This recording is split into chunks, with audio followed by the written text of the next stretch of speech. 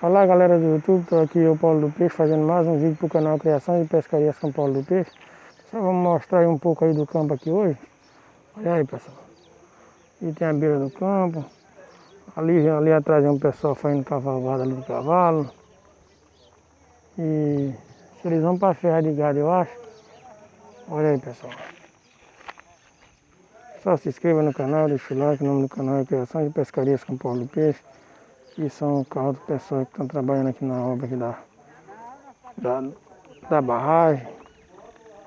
Só se inscreva no canal, deixa seu like. O nome do canal é Criação e Pescaria São Paulo do Peixe.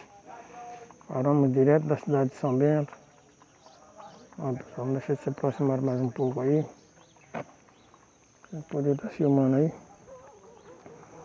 Só se inscreva no canal, deixa seu like. O nome do canal é Criação e Pescaria São Paulo do Peixe. Paramos diretamente da cidade de São Bento. Aqui é a imagem do campo aqui de São Bento. Aqui está um pouco sujo, mas para ali está mais limpo um pouco. Se inscreva no canal, deixa o like, o nome do canal é Criação e Pescaria São Paulo do Peixe. Aí.